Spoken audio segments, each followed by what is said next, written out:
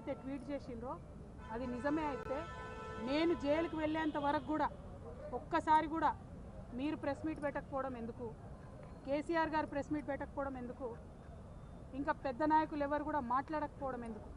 అంటే ఆనాడేమో నేను ఒంటరిగా ఫేస్ చేసుకోవాలి, పార్టీ సోషల్ మీడియా కనీసం సపోర్ట్ చేయదు. ఆనాడు బీజేపీ సోషల్ మీడియా అంతా నేను అత్యంత పవిత్రంగా 9 రోజులు అన్నం మెతుకు తినకుండా బతుకమ్మ చేసే వ్యక్తిని నేను. అత్యంత పవిత్రంగా నేను బతుకమ్మ ఎత్తుకొని ఈ జాతి సంస్కృతిని చాటి చెప్పినటువంటి బిడ్డను నేను. ఆ బతుకమ్మ ప్లేస్లో లిక్కర్ బాటిల్ పెడితే బీఆర్ఎస్ పార్టీ సోషల్ మీడియా ఆనాడు ఏమైంది? మీరు ఆనాడే ఎదుర్కొని ఉంటే ఈ గతి పట్టేదా బీఆర్ఎస్ పార్టీకి? బీఆర్ఎస్ పార్టీ అసెంబ్లీ ఎన్నికల్లో ఓడిపోవడానికి నేను కారణమా? ఒక్కసారి ప్రజలు కూడా రివైండ్ బటన్ దయచేసి నా కోసం ప్రెస్ చేసి ఆలోచన చేయాలి. ఆనాడు ఉన్న అంశాలు ఏంటిది? ఇండ్లు ఇవ్వలేదన్న అంశం, ఉద్యోగాలు ఇవ్వలేదన్న అంశం, దోపిడీదారులకు టికెట్లు మార్చమని ఎంతమంది మొత్తుకున్నా మార్చకుండా వాళ్ళనే మళ్ళీ ప్రజల మీద రుద్దాలనేటటువంటి చేసిన ప్రయత్నం, ఈ అంశాలు కాదా ఆనాడు చర్చలో ఉన్నాయి? అన్నిటికన్నా ఎక్కువ అహంకారం అనేటటువంటి అంశం కాదా చర్చలో ఉన్నది? ఇవాళ వచ్చినటువంటి తీర్పుని మీకు అనుగుణంగా మలుచుకొని బీఆర్ఎస్ పార్టీ ఓటమిని నా మెడలో వేయాలని చూస్తున్నారు. ఇది కరెక్ట్ కాదు. కేటీఆర్ గారు, మీరు ప్రజలకు జవాబుదారీగా ఉండాలి. You are living in a denial my dear brother.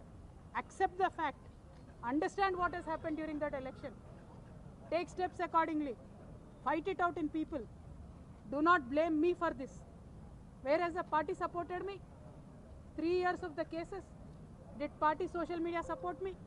ఇవాళ పొద్దున్న నుండి సన్నాయి నొక్కులు నొక్కుతున్నారు. పెంపకానికి వచ్చిన కోర్టు తీర్ప ఏందో అడ్డమైన రాతలు నేను ఆ సోషల్ మీడియా చూడను. దీనివల్లే బీఆర్ఎస్ ఓడిపోయింది అంటున్నారు. మరి ఎందుకు మాట్లాడలే? నేను పార్టీ కోసం కాదా జైలుకి పోయింది? మీకు తెలియదా ఏం జరిగిందో వెనకాల? నా మెడలో పార్టీ ఓటమిని వేయాలని చూస్తే ప్రజలు కూడా హర్షించరు. ఇవాళ నేను కోరేది ఒక్కటే, నిజాలు చెప్పండి దయచేసి. నేను ఆనాడు నిజమే చెప్పి నాకు సంబంధం లేదని ఇవాళ న్యాయస్థానం కూడా నా నిజాన్ని సమర్థించింది. రేపు 2 నెలల్లో నేను కొత్త పార్టీ పెట్టబోతా ఉన్నా. ఆ దేవుడు ఆశీర్వాదంగానే ఇవాళ తీర్పు వచ్చిందని చెప్పి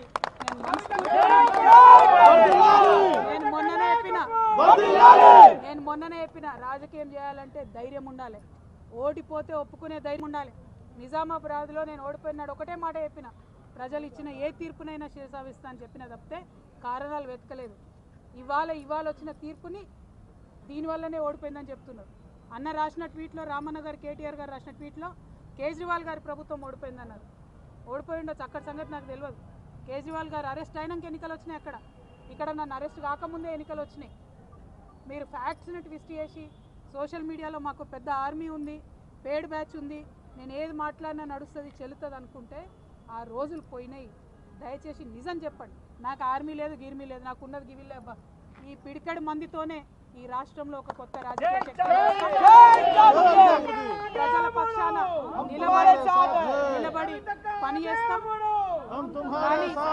కానీ చేతులు జోడించి తెలంగాణ ప్రజలకు మాత్రం ఒకటి విజ్ఞప్తి చేస్తున్నా. ఒక ఆడబిడ్డ కష్టంలో ఉన్నప్పుడు అడ్డమైన పేర్లు పెట్టి, అడ్డమైన టైటిల్స్ పెట్టి, సోషల్ మీడియాలో నాలుకకు ఎంత వస్తే అంత మాట్లాడినటువంటి అడ్డగాడిదలు మాత్రం సమయం వచ్చినప్పుడు బుద్ధి చెప్పాలని ప్రార్థన చేస్తూ మీ అందరి దగ్గర సెలవు తీసుకుంటున్నా. Thank you. జై తెలంగాణ, జై తెలంగాణ, జై జాగృతి.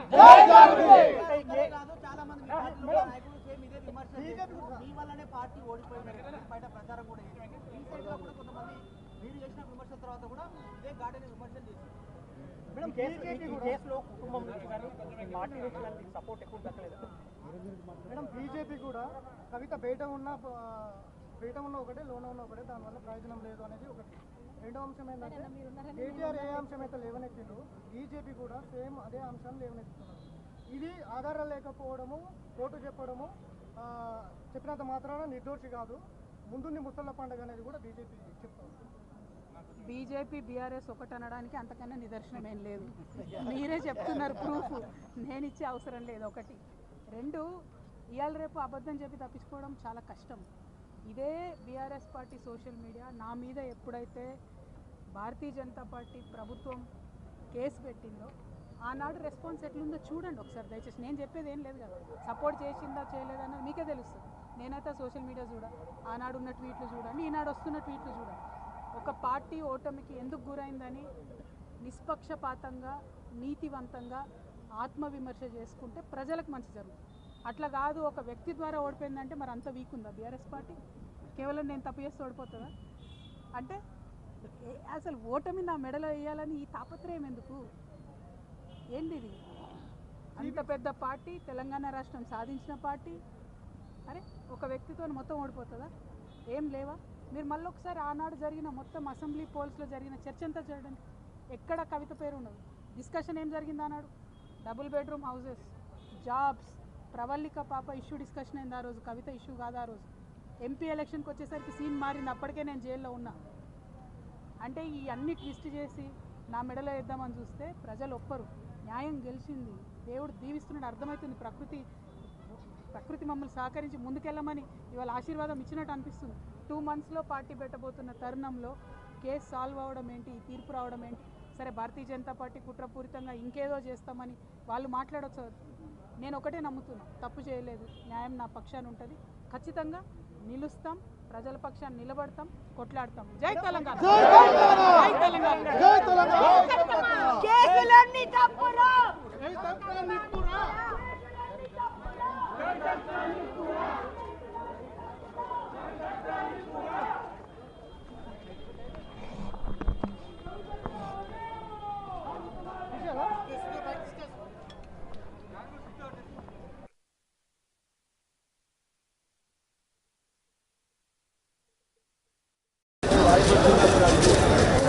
ఇవాళ మీరు ఏదైతే ట్వీట్ చేసిండ్రో అది నిజమే అయితే నేను జైలుకి వెళ్ళేంత వరకు కూడా ఒక్కసారి కూడా మీరు ప్రెస్ మీట్ పెట్టకపోవడం ఎందుకు? కేసీఆర్ గారు ప్రెస్ మీట్ పెట్టకపోవడం ఎందుకు? ఇంకా పెద్ద నాయకులు ఎవరు కూడా మాట్లాడకపోవడం ఎందుకు? అంటే ఆనాడేమో నేను ఒంటరిగా ఫేస్ చేసుకోవాలి, పార్టీ సోషల్ మీడియా కనీసం సపోర్ట్ చేయదు. ఆనాడు బీజేపీ సోషల్ మీడియా అంతా నేను అత్యంత పవిత్రంగా 9 రోజులు అన్నం మెతుకు తినకుండా బతుకమ్మ చేసే వ్యక్తిని నేను. అత్యంత పవిత్రంగా నేను బతుకమ్మ ఎత్తుకొని ఈ జాతి సంస్కృతిని చాటి చెప్పినటువంటి బిడ్డను నేను. ఆ బతుకమ్మ ప్లేస్లో లిక్కర్ బాటిల్ పెడితే బీఆర్ఎస్ పార్టీ సోషల్ మీడియా ఆనాడు ఏమైంది? మీరు ఆనాడే ఎదుర్కొని ఉంటే ఈ గతి పట్టేదా బీఆర్ఎస్ పార్టీకి? బీఆర్ఎస్ పార్టీ అసెంబ్లీ ఎన్నికల్లో ఓడిపోవడానికి నేను కారణమా? ఒకసారి ప్రజలు కూడా రివైండ్ బటన్ దయచేసి నా కోసం ప్రెస్ చేసి ఆలోచన చేయాలి. ఆనాడు ఉన్న అంశాలు ఏంటిది? ఇండ్లు ఇవ్వలేదన్న అంశం, ఉద్యోగాలు ఇవ్వలేదన్న అంశం, దోపిడీదారులకు టికెట్లు మార్చమని ఎంతమంది మొత్తుకున్నా మార్చకుండా వాళ్ళనే మళ్ళీ ప్రజల మీద రుద్దాలనేటటువంటి చేసిన ప్రయత్నం, ఈ అంశాలు కాదా ఆనాడు చర్చలో ఉన్నాయి? అన్నిటికన్నా ఎక్కువ అహంకారం అనేటటువంటి అంశం కాదా చర్చలో ఉన్నది? ఇవాళ వచ్చినటువంటి తీర్పుని మీకు అనుగుణంగా మలుచుకొని బీఆర్ఎస్ పార్టీ ఓటమిని నా మెడలో వేయాలని చూస్తున్నారు. ఇది కరెక్ట్ కాదు. కేటీఆర్ గారు, మీరు ప్రజలకు జవాబుదారీగా ఉండాలి. You are living in a denial my dear brother. Accept the fact, understand what has happened during that election, take steps accordingly, fight it out in people, do not blame me for this. Whereas the party supported me 3 years of the cases, did party social media support me? ఇవాళ పొద్దున్న నుండి సన్నాయి నొక్కులు నొక్కుతున్నారు. పెంపకానికి వచ్చిన court తీర్ప ఏందో అడ్డమైన రాతలు నేను ఆ సోషల్ మీడియా చూడను. దీనివల్లే బీఆర్ఎస్ ఓడిపోయింది అంటున్నారు.